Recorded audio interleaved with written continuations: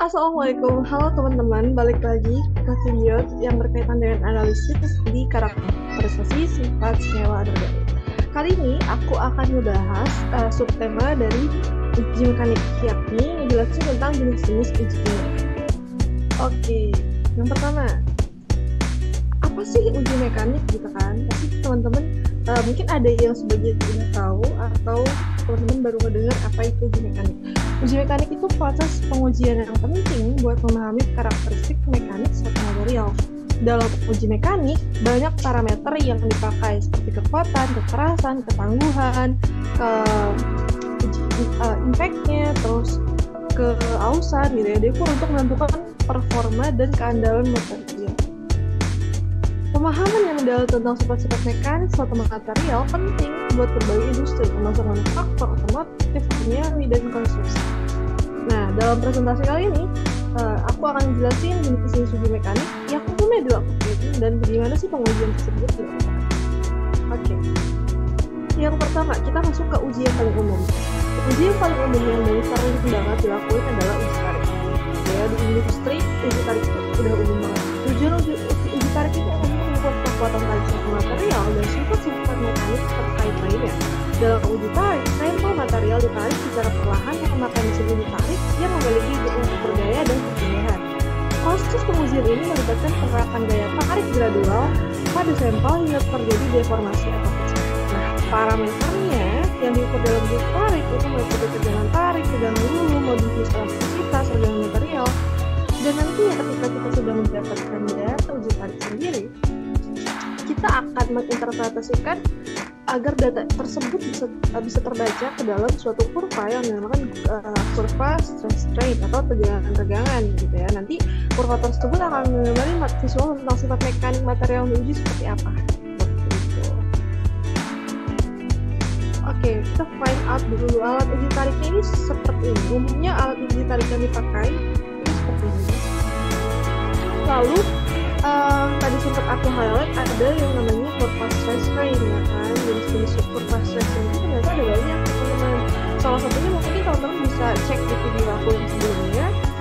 Aku udah nyontohin bagaimana membuat kurva stress strain, dan di situ jenis kurva stress strainnya itu hard and brittle kebetulan. Nah, selain hard and brittle kalau ternyata banyak banget kurva stress strain, sekitar ya bisa bilang 4 ya seperti.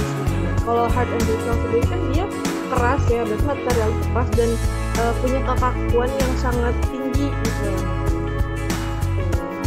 Oke, selanjutnya kita akan masuk ke uji kekerasan. Oke, uji kekerasan itu adalah metode yang digunakan untuk mengukur ketahanan suatu material terhadap penetrasi atau deformasi permanen. Uji kekerasan dipakai untuk menguji kekerasan relatif suatu material, memberikan informasi tentang ketahanan terhadap benturan atau gesekan. Terdapat beberapa skala kekerasan yang biasanya digunakan, kayak skala Brinell, Picker, atau Rockwell. Jadi masing-masing metodenya itu punya bisa dibilang alat pengukuran yang berbeda. Kalau uji kekerasannya biasanya itu sebuah indenter biasanya ditekan ke permukaan material dengan gaya yang ditentukan untuk menciptakan suatu perubahan permanen pada material. Nah, hasilnya biasanya dari uji kekerasan diletakkan dalam nilai kekerasan yang dapat dibandingkan dengan standar atau nilai referensi. Nah, ini ada alat uji buat uji kekerasan ya, contohnya kayak gini. Sebenarnya kalau ini alat uji kekerasan jenis Pickers ya. Alat uji kekerasan itu ada Brinell kan ya, ada alat uji kekerasan bisa digunakan. Dan kalau misalkan yang tadi itu contoh kurvanya kan kurva stress strain. Kita kalau uji kekerasan pun punya kurva tersendiri seperti yang teman-teman lihat, dia sumbu Y-nya itu adalah hardness gitu. Selanjutnya, nah mungkin ada yang nggak familiar sama uji kausan, tapi uji kausan itu adalah salah satu uji yang biasanya dilakukan di industri. Uji kausan itu metode pengujian yang dipakai untuk evaluasi ketahanan suatu material terhadap keausan dan abrasi yang disebabkan oleh kontak dan gesekan dengan permukaan lain. Ini penting untuk paham performa material dalam kondisi gesekan dan beban yang berulang-ulang seperti pada komponen mesin yang bergerak. Pengujian kausan melibatkan pengujian material dengan menggunakan mesin uji khusus yang mampu menciptakan kondisi gesekan dan beban yang realistis. Selama uji kausan, parameter seperti kehilangan massa, volume kausan, dan tingkat kausan diukur lalu dianalisis buat nentuin ketahanan material terhadap gesekan abrasi. Gitu. Nah, metode yang umumnya itu adalah uji kausan seperti uji tip on disk, uji roda gigi, dan uji gesekan bola data.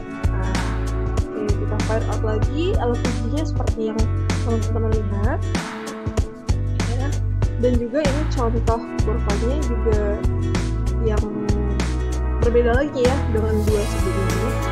Nah, uji kausan itu ya tadi ya, alat uji itu ada mesin uji kausan teoris, uji kausan roda gigi, dan uji gesekan bola. Nah, terakhir ini adalah uji impact. Uji impact adalah metode penguji yang digunakan untuk mengukur ketahanan suatu material terhadap beban tiba-tiba atau himpunan yang disebabkan oleh benturan atau gaya yang tinggi. Uji impact kasih informasi penting maksud kekuatan, keuatan, dan ketangguhan material saat menghadapi situasi yang butuh absorpsi energi yang besar. Kalau di uji impact, sampel material diuji dengan mengekspos pada beban yang tiba-tiba. Jadi kayak benturannya itu secara tiba-tiba dikasih menggunakan perangkat pengujian yang disebut mesin uji impact. Parameternya itu meliputi energi absorpsi, kerapatan patah, karakteristik informasi material setelah penerapan beban tiba-tiba.